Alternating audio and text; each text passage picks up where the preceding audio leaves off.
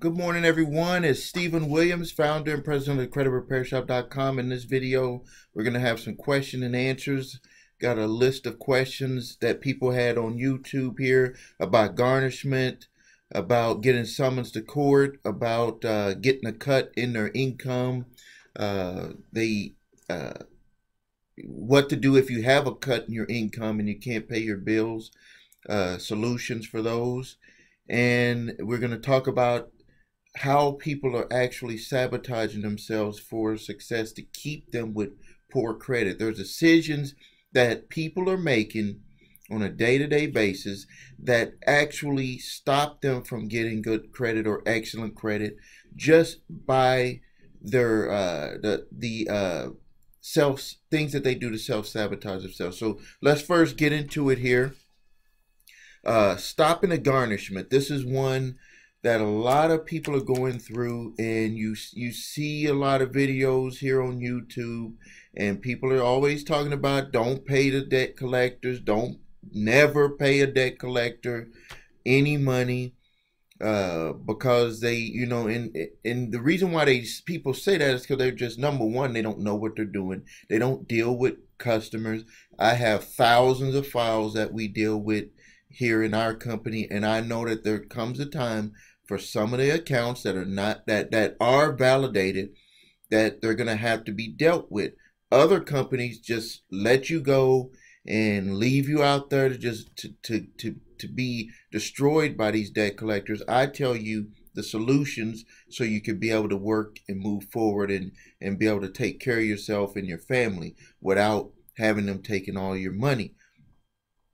If you end up in a garnishment situation, obviously, if you have a garnishment situation, this is where they've actually taken you to court and they won either a default judgment or they got a judgment with you being there because they proved their case that you owe the money, and then they pay again and they go back to court to get the garnishment order. In some states, it's a little bit different. Here in my state of Wisconsin, they have to actually go to court 2 times. They have to win the judgment and then go back to court again and to get the garnishment order. When they do the garnishment order, the first thing that happens here, and it might be different in your state, is that they're going to send it to the human resources department at the company you work with, or to your boss. Like when I've gotten a garnishment from with another company that I own, I've gotten a garnishment order, and you get it and you know who it's from, and there's no way for your boss not to pay it. Trust me, I've looked at it myself when I've had to take out money from someone's paycheck and send it to either child support, or I've had to send employees money to a company that would, because they were being garnished. There is absolutely nothing that the company can do to try to say we're not going to send the money. It is a legal action, and they actually direct those funds not to even belong to the individual that's being garnished legally. So that money has to be paid out. So here go the solutions that I tell people to look at. And I think because people get very emotional when they're hit with problems with their debt, that they don't even look at the options that are available to them. Obviously, you have bankruptcy and all of that stuff, but people don't want to file bankruptcy, and it's actually a lot harder to really file bankruptcy. And why would you file bankruptcy if the amount is small? So first option is, and this should have been looked at all the way, even before it got to this, was to try to settle it for a smaller amount, a one-time payment, or even try to settle it, even if they won't budge on the amount, to start a payment program to pay them back before it goes into the garnishment phase.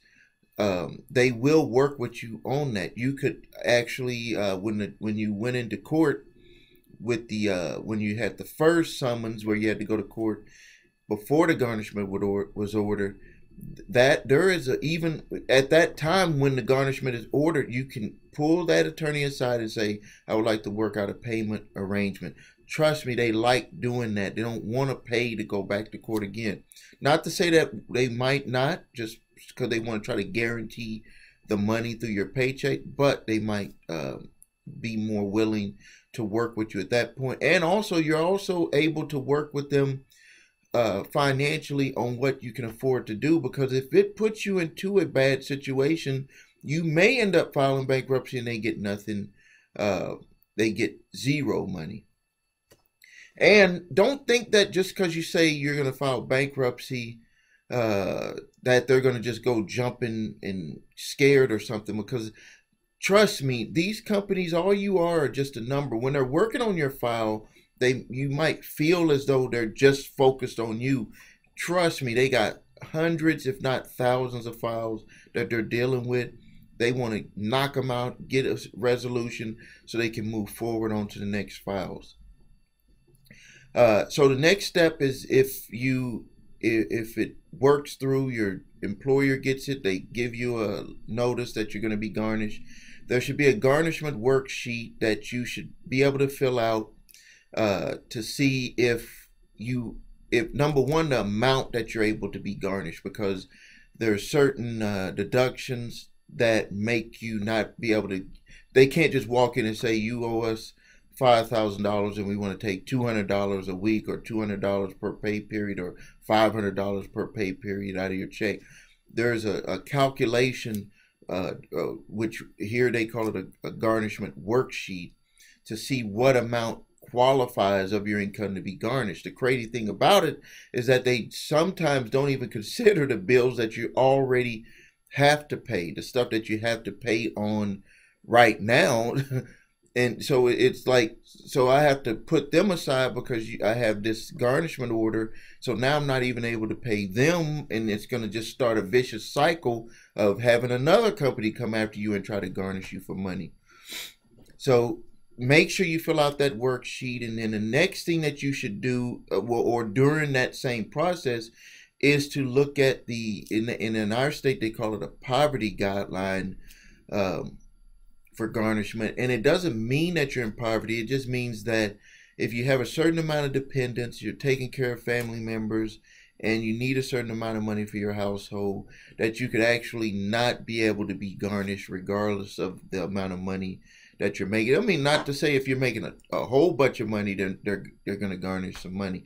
But there's a baseline that they try to keep it under, where if you don't make over this amount, either some states say by the month, some states say weekly, some states say bi-weekly.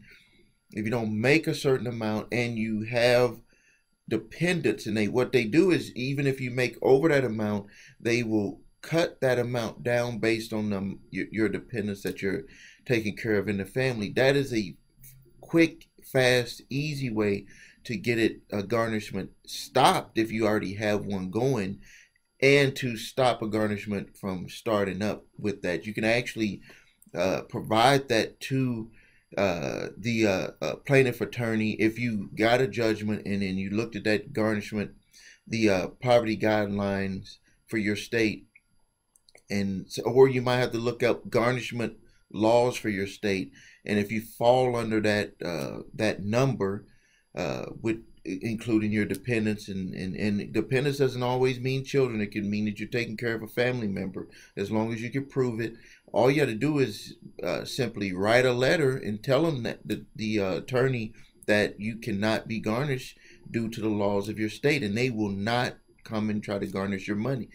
And that's how you'll know that it's not really pointed at you, is that you're just a file on their that's in their folder that they have to take care of, and they want to get a resolution. Sometimes a resolution is not to be able to get any money. Their job is to try to get it towards resolution. And if it gets to the point where you are over the amount and you did the garnishment worksheet and there's an amount that you have to pay, you're gonna have to pay it, and you're gonna have to start thinking about moving forward in your life and stop worrying about that and move forward in your life. A lot of people don't give people that advice, but I do. Another question that I got where someone had actually posted a question about getting garnished, and someone put a statement on there saying, well, what, you could just quit your job and go to another job. That is not an answer that I would be giving people. Quit your job and go get a new job, and hide from them so they won't be able to garnish you. Probably someone that would be able to do that, that would do that, is someone that's working a very low level service job. That is not for someone that's working at a company or has a pretty good job or working somewhere that they want to be. That this is not a solution to go and quit your job and skip around. The solution is what I just mentioned earlier. Uh, I had another question where someone had actually got a cut in their income, and they're like, what I do, I can't pay my bills. I just can't do it. I'm juggling here and paying this with this card, and paying this with that card, and then when the payments come due, I can't pay it. What you have to do in that situation is you have to write down everything that you're going to need to make it every month. Household first, and that includes your transportation and all of your utilities for your home, and then you're going to have to put the other stuff on the back burner. I know it may tear up your credit if it's not already tore up, but you're going to have to do that so you can start moving forward. You can contact each of those creditors and let them know that you're going through a hardship and that you're going to be getting to them, that you're putting together a budget. Maybe you can work with a company that's a credit counseling type service, not to have them pay your bills, just to help you put together a budget and put together a plan to where you'll be able to work on your consumer debt at a later date. And you should immediately get deferments of all of your consumer debt, even your car payment. Get deferments so you can have relief on those, put a little bit of money aside for emergencies, and then pay what you can pay with the money that you save on the deferments. You can do that for mortgages, you can do that for cars, you can do it for credit cards, you can do it for department store cards, you can do it for payday loans, you can do it for any type of consumer debt. You can get a deferment of the payments. Had a question here about getting summons to court, and if you can go to my channel. If you haven't subscribed to my channel, The Credit Repair Shop, and you can see that I have a video, excellent video. Thousands of people have viewed it, about court summons. I don't even think no one has really went into detail about that, and part of that is because I've dealt with customers, but I've also, in my past, I had a court summons that I had to go to, and I had explained in the video that that's actually was the birth of my journeys of starting the Credit Repair Shop, is because I had gotten summons to court for an old credit card that I had, and I just was, in a way, accidentally asking the right questions about it, that actually got me to a resolution that was very favorable to me. But I could have actually had the case dismissed if I would have knew what I had knew about the court summons. So now that those are the questions and answers that I had over the weekend, and now I'm going to talk about how you self-sabotage yourself to keep poor credit, to keep bad credit. People are doing this, and I see this a lot. I don't know what's going on with people. Well, no, I know what's going on. It's because of repetition. It's because people are used to doing things a certain way, even if it's wrong.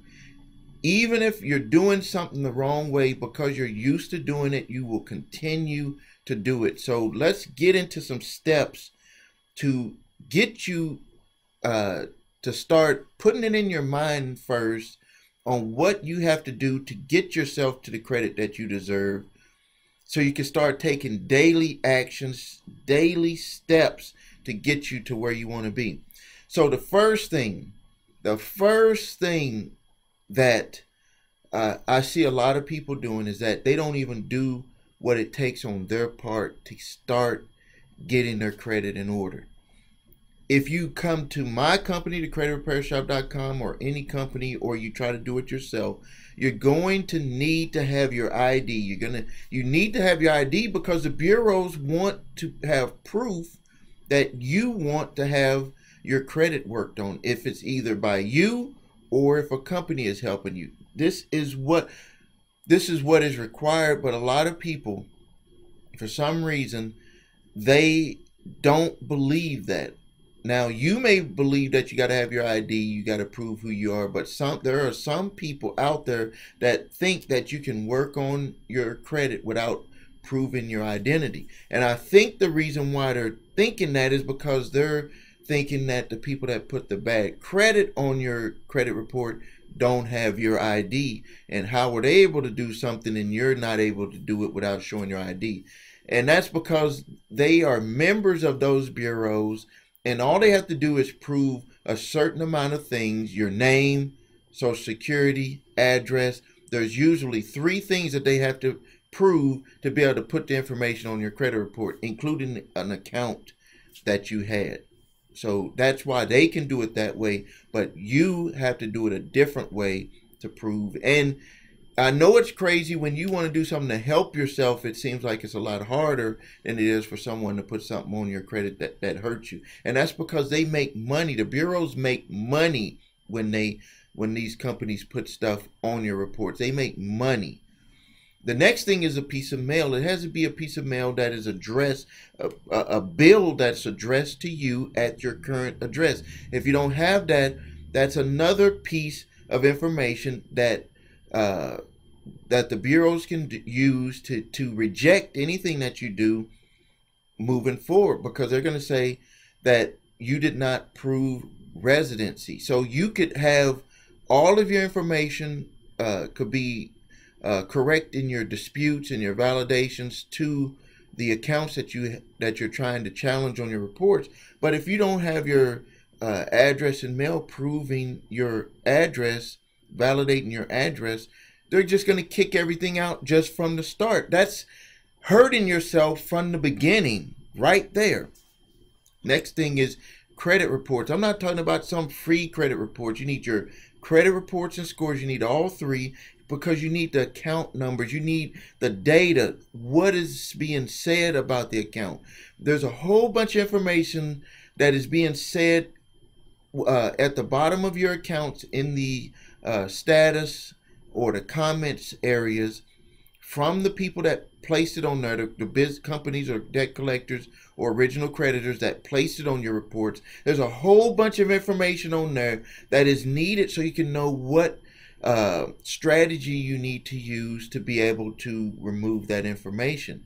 Because remember, you could actually owe a debt on, legally owe a debt, but it could be illegally or inaccurate on your credit reports, and that information must be removed. But if you don't know the reasons or how they're putting it on there, let me give you an example just to break it down.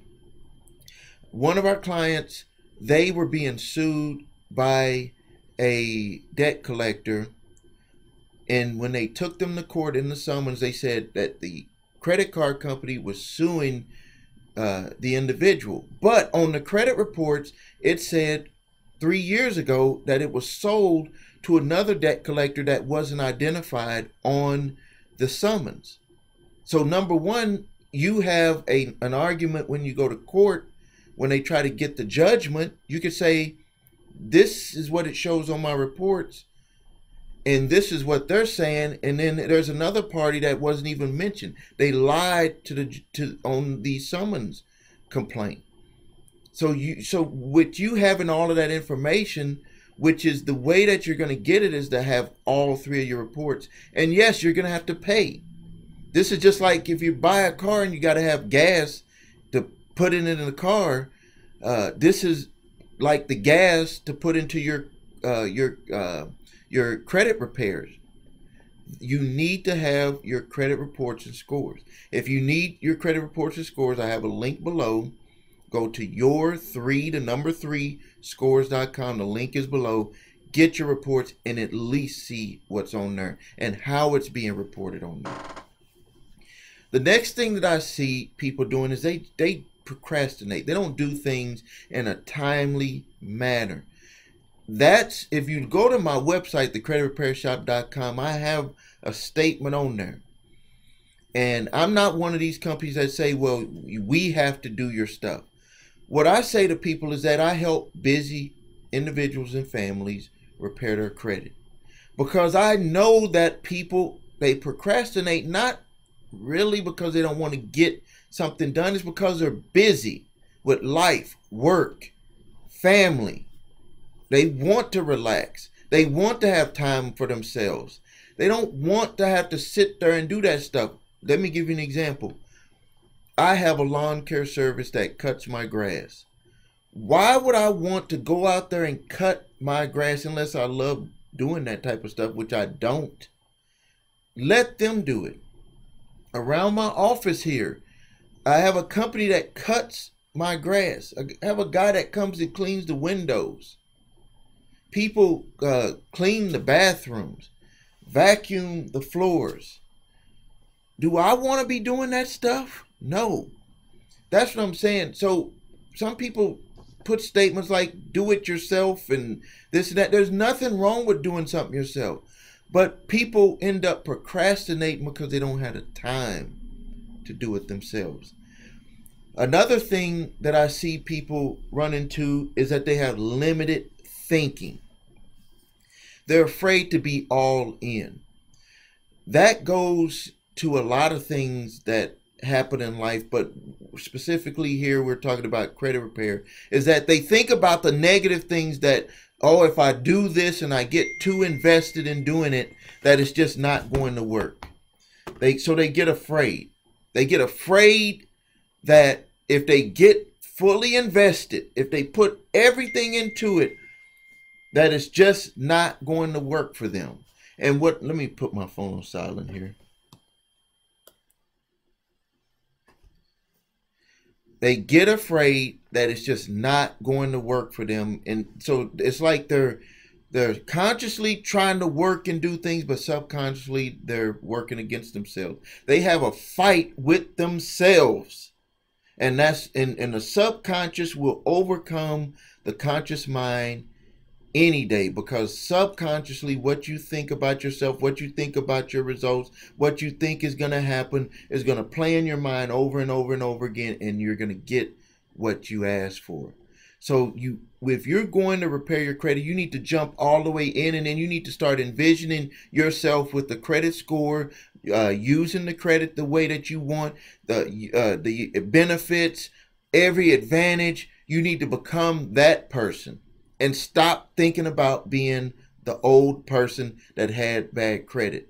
When you feel yourself getting pulled back to that feeling, to that where you visually start seeing where you're at right now, you need to start immediately putting the images in your mind and saying to yourself the goals. Start envisioning yourself the way it's going to be. Because you have to let yourself think that that is now, or your subconscious mind is going to overrun it.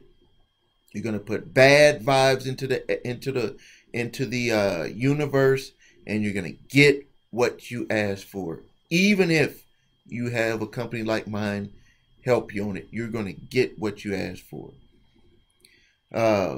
Expectations are all mixed up. And what I mean by that is you might, if you work with a company, or even if you work and try to do it yourself, you expect a miracle at the beginning, but you don't expect to do the work to make a miracle happen. And again, like I said, if you do it yourself, you got to do the work. But if you procrastinate and don't do the work, you take shortcuts, you believe some of the BS that's being said out there about not having to pay a debt collector if it is validated, you're going to just send yourself backwards. You're going to expect a miracle and nothing's going to happen. But if you put things in place, expectations not mixed up, what I mean by that is that if you want a miracle, you do the work that it takes to get to a miracle. And a piece of the miracle might be you pay a certain debt collector and you get out of paying another debt collector. But you expect to do all of that work, not to do some work, and then if it doesn't work out exactly the way that you put it on the plan, then you quit. You quit. If you work with a company like mine or any company, that you start the work and then you quit because it got to a point that you might have to pay a debt collector. Now the next thing is financial obligation. You're gonna have to budget money to do this yourself. You're gonna have to budget money, or if you have a company work on your credit, you're gonna have to budget money and be financially responsible. Financially responsible to pay your bills, and I have started changing what bills mean. Bills are actually investments in the quality of your life. When you pay your car payment, that's invested in the quality of your life, so you have transportation. When you pay your light bill, you're invested in the quality of your life, so you have electric. When you pay your internet, you're paying to have a quality of life, to have internet. When you're paying your cell phone bill, that's quality of life. When you're paying your insurance, so you have insurance if you get sick, that's quality of life. Car insurance, quality of life. It's not just a bill. So change that in your mind. I've changed it in my mind. The stuff that you are paying on is the stuff that you wanted at some point in your life.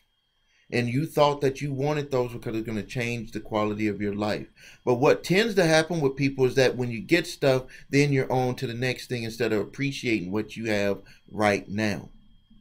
So no matter what you do, if you work on your credit yourself, or if you use a company to work on your credit, be financially responsible to seeing it through.